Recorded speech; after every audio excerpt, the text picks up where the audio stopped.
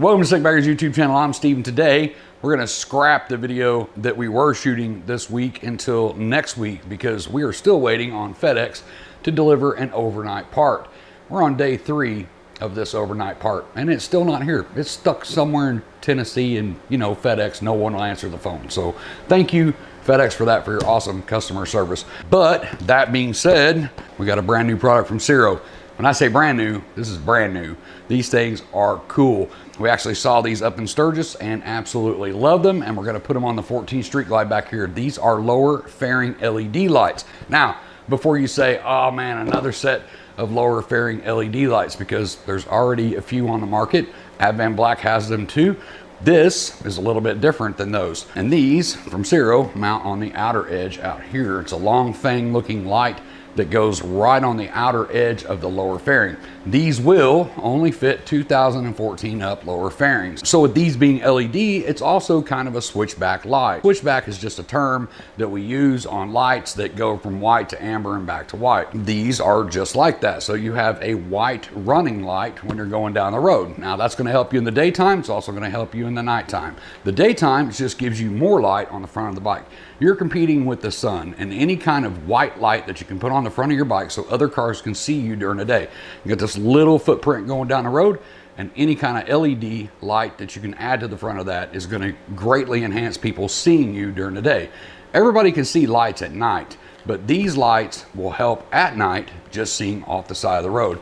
These little thin strips are super bright. And then when you hit the turn signal, it's gonna switch from white to amber. It's gonna blink amber just like it should. And then when you turn the turn signal off, or when it auto turns off, it'll go back to a white running light. All of you know that I preach and preach and preach LED lights on these bikes. 2021, 2022 Harleys kind of finally getting into the LED game, which still completely blows my mind. These 21 and 22 bikes should be just covered in LED lights. We shouldn't be having 1157 old Chevy bulbs in these bikes. So comparing LEDs to the stock halogen bulbs that comes with it, halogen bulbs draw a huge current, they get hot, and they don't last. LEDs last forever, they don't get hot, and they draw just a little bit of current. So I just don't, you know, Harley Davidson, come on, you got to get with it. It's 2022, getting ready to go into 2023, and you're still kicking out bikes with stock 1157 bulbs that's in my old Chevy farm truck out there from 87. Come on. But that being said, you got companies like Ciro that bring us the LEDs. So let's just get in here right now, unbox it right here. I haven't, like I said, I've seen these in Sturgis, but I haven't installed any of them. So I know for a fact they're a little bit trickier than some other lights to install, but that's why you got me. I'm gonna walk you through A to Z on how to get these things installed. I'm gonna pull everything out of the package here. The do not eat gel pack, a couple of pages, looks like, of instructions. Yeah, we don't need these. I'm just kidding. We need these because I never installed these before, so we're gonna do it together, and we are gonna use their instructions because Ciro always provides awesome written instructions with pictures, so you really can't mess this up. But I know if you're like me, you learn a lot better from watching somebody do it, and that's what we're gonna do today. Gonna get an accessory bag, as always. You got the included zip ties. They pretty much give you everything that you're going to need. You're gonna have your 2 splitters right here. These are gonna go behind the turn signals and go down to your lights. And then of course the lights themselves will have wires coming off of them that go back up to those splitters. By the way, you can get these in chrome or black. We of course got the chrome ones because the Street Glide is just covered in chrome. So got the chrome ones on this. We're gonna get this open. Yeah. Look at that thing. Fang. Just looks like a big fang. 2 big fang. Ooh, it's gonna be badass. Like I said, chrome or black housing, tough polycarbonate lens up here, so this thing, you don't have to worry about rocks and stuff hitting this and busting this lens. Those lenses are tough. So I always give Ciro props on their written instructions. Oh, and by the way, you can download these online, and I highly suggest that you do that because you'll be ahead of the game when you get the part. It's gonna take a couple of days for you to get the part once you order it, right? So as soon as you order it, go back to the product, go to the download where the instructions are, download it, read them, and you're already a step ahead when you get it. You're gonna know what parts you're gonna have to take off the bike, what tools you're probably gonna need to get the job done. It's all right here. Now, I don't know if I'm specifically following the directions verbatim in the Ciro instructions, but this is how we're gonna do it. If you have the glove box from here, you're gonna skip this step. We have speaker pods on here, so if you have speaker pods, the speaker has to be removed to get to the back nut that goes on this back cap back here. So right now I'm gonna speed this up, get the speaker out of the pod.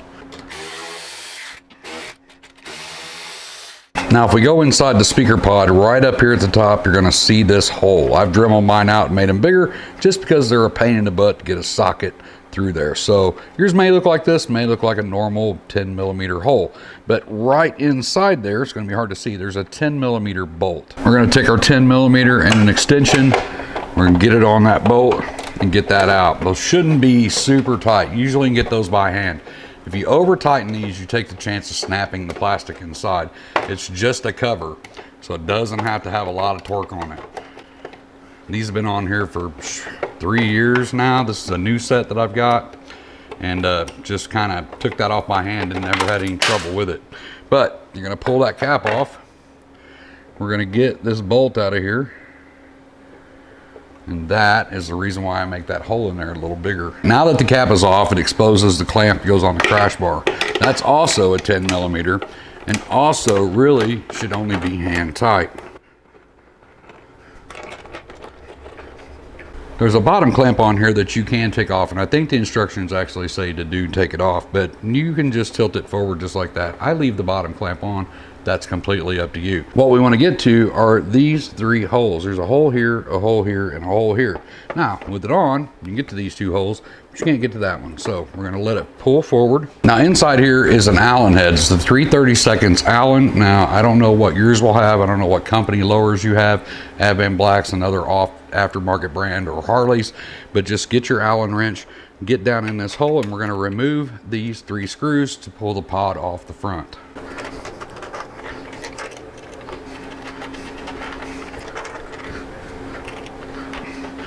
Now, if you have a water-cooled bike, this is going to be a little bit different. Should have mentioned that. This is an air-cooled bike. So a water-cooled bike will actually, on the other side, have a lot of the water cooling system in the lower. So you're going to actually spread the glove box apart, or speaker pod if you have speaker pods for water-cooled bikes.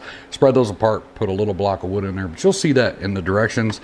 It's not a whole lot different than what we're actually doing right here today. So we're gonna get these 3 screws out, and we're gonna allow this to separate. I'm actually gonna push this back up onto the crash bar for right now, and I'm gonna put my clamp on just to hold this in place while we do the rest of the work. I want them a little bit snug just so this thing doesn't move around when we're working on it. So if you look at the lever on the 14 and up, it's a plastic lever that goes over to this barn door hinge that opens and closes this. Right at the top, there's like a little pinch piece that this goes up into, and it spreads open and stays. A lot of times there's a screw in there to kind of put pressure on that to keep that from coming apart. Ours doesn't have that, so we can just simply pinch it and pull it and get this thing out of the way. Make sure that you mind the paint on the front side. You don't want this slamming down and hitting anything and scratching your paint. So basically from here, we're gonna prepare to drill our hole out right here for our wire. If you look at the end of that connector right there, you can see that is the size of the hole that we need to make right here. So it's very clear on the instructions how they want you to do this. And we're gonna take a piece of painter's tape and we're gonna stick it over the area so we can make some marks and also do our drilling. So we've got our painter's tape on there right now. We know that hole's gonna be in that area right there. We can see our edge. If you look at the back side of the light, it's down almost an inch. The wire's down almost an inch, and we want the light itself to be down about 1/8 of an inch from the edge. So we're gonna set this on here about 1/8 of an inch down. And we're gonna peek through here and see where the wire is. So this line is my wire line. We're gonna follow this outer contoured edge right here, straight down with our marker, just best we can following that edge. Now we can't just drill a hole right there because the end of this is that rectangular plug. And ultimately at the end of this, we want that plug to go through a hole. The end of that plug is roughly 5/8. So from the center of that hole, we're gonna come down to here We're gonna go to here, and that distance right there should be roughly 5/8. We can verify that by taking our plug and putting it up there. Now, you can mark the top of the plug and the bottom of the plug. The whole end of this light actually is going to cover that hole. You do have a little bit of play because we're making the hole oblong this way, not this way. So you have all of this play to kind of goof up a little bit. So basically, you want this kind of square hole like this. So everything that's black, we want to drill out. And once again, you can take that plug, set it up there, and verify that when I have that hole, that plug is going to go through there. You can take the light, you put the light up there, verify that when I have that hole, that light is going to cover up that hole. So you need to get yourself one of these little punches, a little spring-loaded punch. When I push this in, it'll pop and it'll make a dent. This keeps your drill bit from walking on plastic or anything slick. So if you're doing like metal, plastic, anything painted, and you don't want your drill bit when you first start to drill to walk off on you, make sure you got a little dent in it. So we're going to put this below the line and above the line. We're going to make 2 marks. We're going to come in here right below the line. You hear that pop? Made a nice little dent for our drill bit. We're going to go above the line. We're going to go in with our drill bit and drill it out. Now from here, the directions say to take a file and go ahead and file that oval hole out. Now I don't have a file that small, so what I'm going to use is a Dremel tool, something like that, to go ahead and cut the rest of that hole out.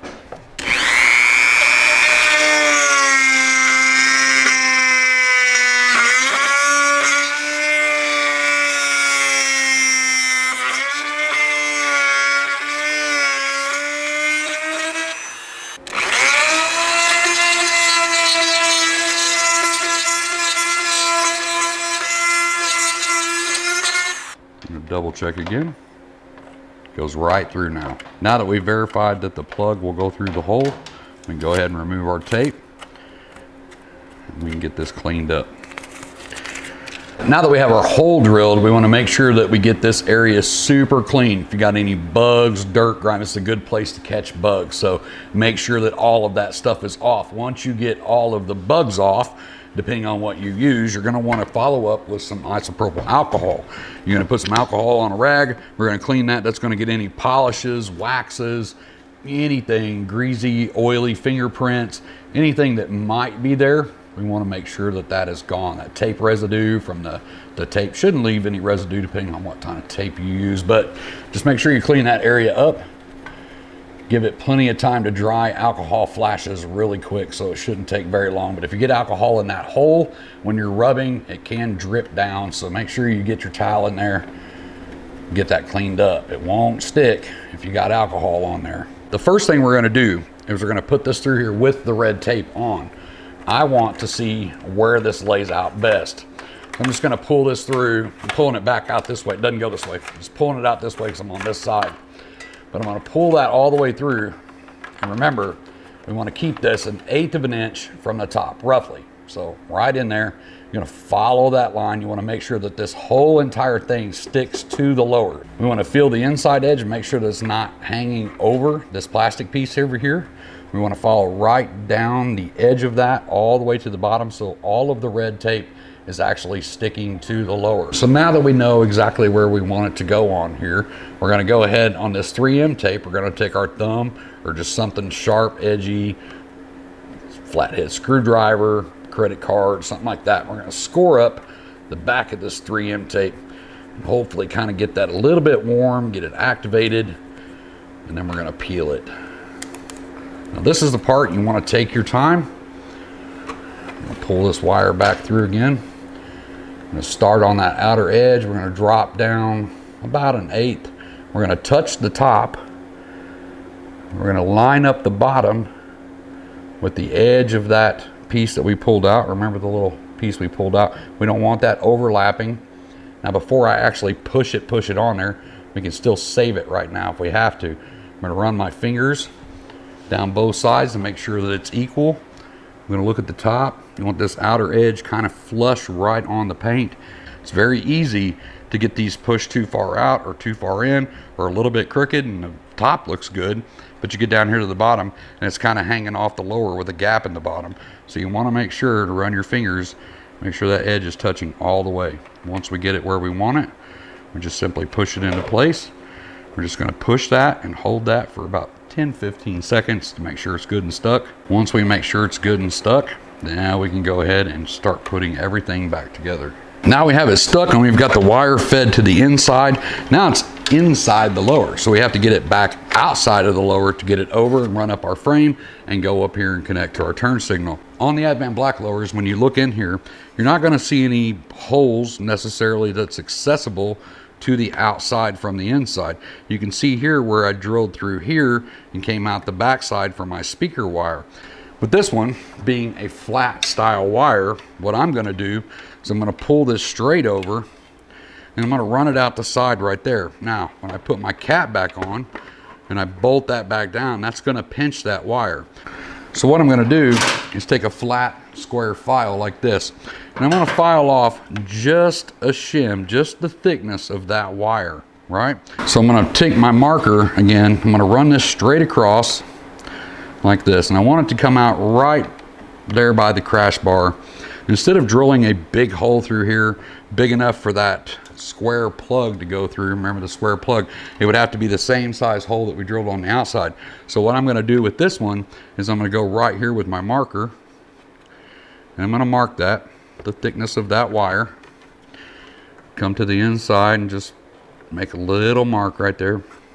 So we don't have to have a hole, once again, because it's a flat wire. I'm going to take my flat file and I'm going to just file this, keeping it straight. I'll file that down the thickness of that wire. So if I get the camera over here, you can see, hopefully, right here, that little bitty square that I filed in there, right? So we're going to take that wire over. Now when I set that in there, just like that, and I put that cap on, it's not going to be pinching that wire. Now once again, this is just the way that I did it. I have speaker pods, so it doesn't matter which side I file on. My front side's painted, my rear side's painted, but for you, if you have the plastic glove boxes on the front, maybe that's a better option for you. You can take that edge of that glove box that's just plastic, it's not painted, and you can file that. So either way, if you're not comfortable filing the painted side, whatever, if you got the glove boxes, file this side. You just have to have a big enough gap for that to go through. Now from here, we have to get that pod back on, those 3 screws that are down in those holes. So we're going to pull this back off and let that tilt forward again. It's going to give us access to those 3 holes. I'm going to go ahead and let that tilt forward just a little bit. And if you don't get enough tilt out of this, once again, you can remove that bottom strap and kind of let the lower fall forward, or at least loosen it so it falls forward a little bit more. What I'm going to do, if you notice, this little Allen wrench and these little screws, when you go sideways with it, well, it doesn't stay on the screw, and you have to go sideways with it, get it started in that hole. What I do is I just take a small piece of that painter's tape and we put that on the end like that, sticky side towards the bolt, little bitty, because you got to go in that hole, and we push it in there like that, and that's going to help us hold it just enough to get it started. Now, it doesn't hold it a ton, so don't go jamming it in there and knocking it off. Just a little bit to help hold it. Like I said, way easier to take them out than put them in. So if you ended up doing this and you end up making up a couple of new cuss words, it's completely okay and acceptable at this point. So we just want to get it in there, not super tight right now. We're going to take another one and press it down in that hole. Hold it for a second. Woo. Just like that. Go to that top one. I can see I need to pull up a little bit. Doing the same thing. I just want to get that in there. Get that semi-snug. We want to double check to make sure that our wire is in that hole, and when we tighten this down, we're not going to pinch that wire. In the hole. So I'm going to go ahead and tighten that down. Go back to the top one. Now that we have those tight, we can go ahead, put our bracket back on.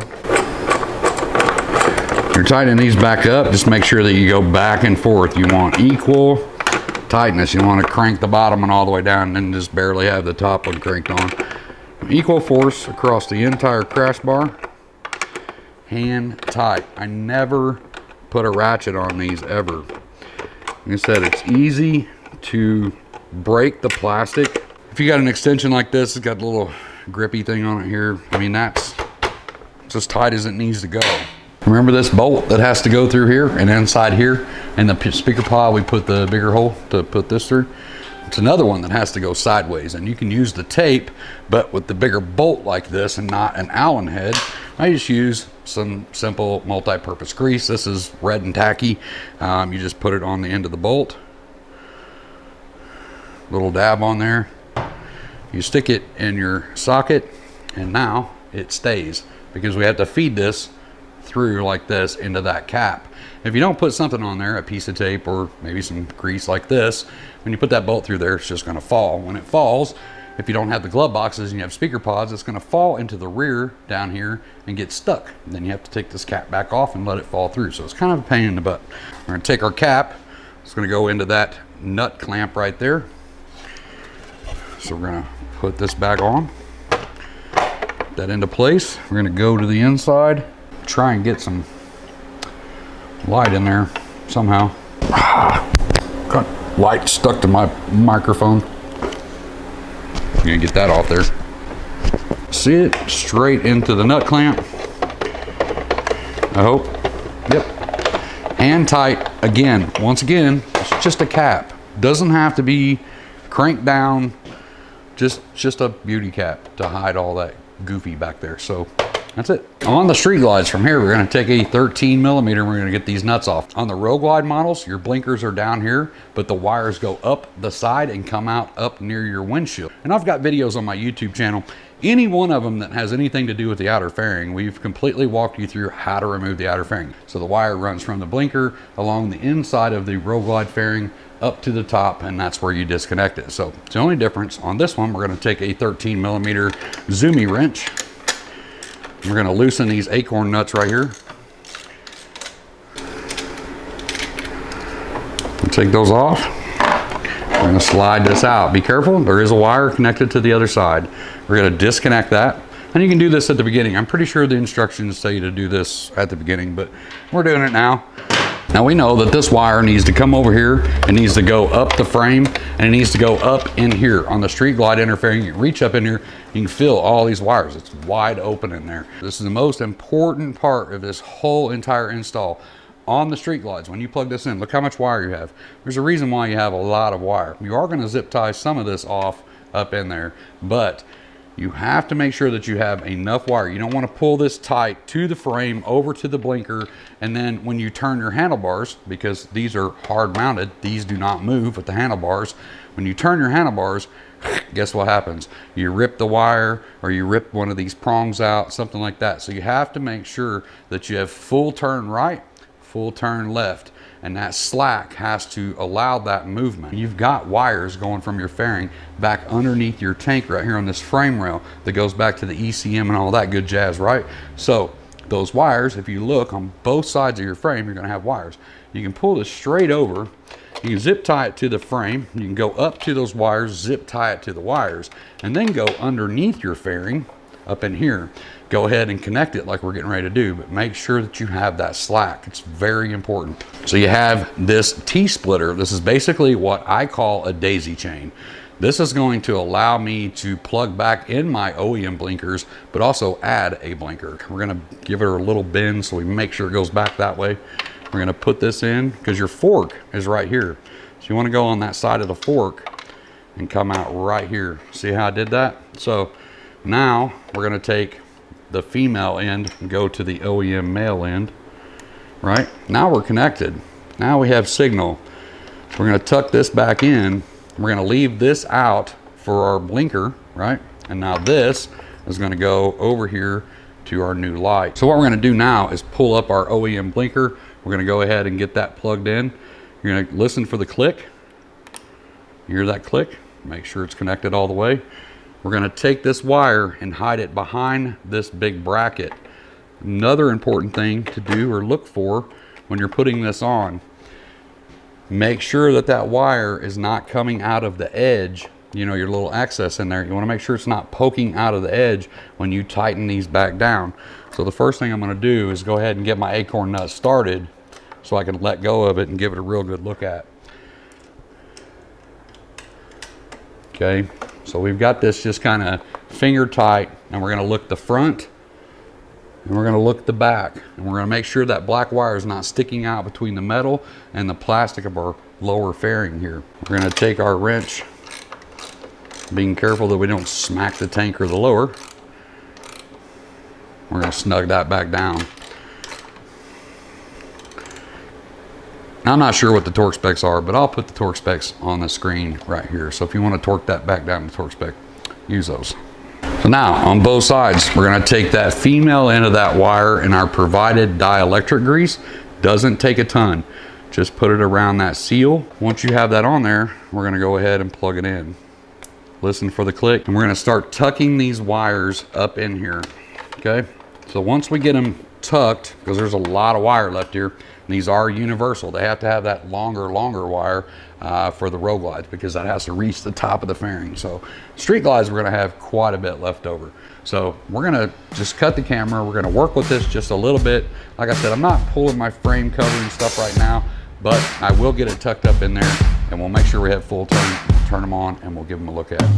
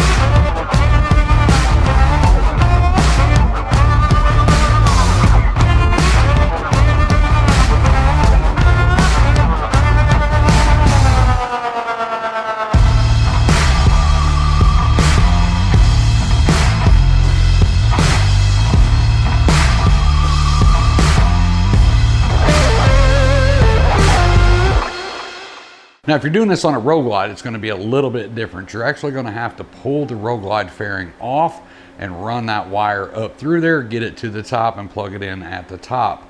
Inside the package, you'll see these little sticky zip tie clip things. Not quite sure the name on them. You're going to stick that thing to the inside of the fairing. You're going to put a zip tie through it like that. You're going to put the wire through there and buckle it down. On the street glide version, it's pretty easy because the bullet blinkers are right here, and you just pull that off like we did. And if you paid attention to the walk around on the lights, there's a lot of light on the side of the bike. It doesn't just emit light forward. The way that that's got like a 90 on that front lens, you're adding side light to the bike. Ciro 3D does have the hinge lights where your reflector goes. You're going to replace that. We did a video on that. That's going to add some side light. The the lower fork leg lights, that's going to add some side light, but these are going to add a bright white light to the side. So that's pretty much it. Not one of the easiest installs that Ciro provides, but also probably, I don't know, I don't think it was one of the hardest that I've installed either, or time consuming. You just have to know how to take your lowers apart. Once you know how to take your lowers apart, it's fairly straightforward. You do have to do that little bit of drilling to get that wire through there, but it's really not that big of a deal. I'll also put a link to the lights as well. So if you want to get your hands on one of these, right at the top of the description down below, I'll put a link and it'll take you straight over to Ciro's website where you can get a set of these. Like I said, you can get them in chrome or you can get them in black. And while you're over there, check out the rest of the website. And if you've never been on Ciro's website, make sure that you look around the website. They have a ton of cool stuff, and pretty much guaranteed we've done a video on it, an install video. So all this stuff that you can do at home and save a ton of money. So if I had to put a time on this install and I wasn't actually shooting a video, that takes a lot longer to do to get the camera moved and all that stuff. But if you're doing it for the first time, you've never done it, you've got your tools out, you got everything ready, you're going to be looking at right about an hour, maybe an hour and a half, taking your time to make sure that you get all the wires in the right spot. And with dealerships charging around $130 to $140, $50 an hour, whatever they want to charge, it seems like they're all different. That's going to save you a significant amount of money by doing this yourself. If you have any questions on this install whatsoever, you know the deal. Comment section down below. I check YouTube every day and I'll help you the best that I can.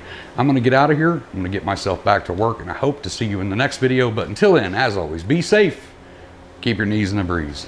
Thanks for checking out the video. Don't forget to hit that like and that subscribe popping up over here. And don't forget to check out the rest of the channel because we have a ton of bagger related and softail videos on our channel. And to get you started, maybe you can check out this one or this one.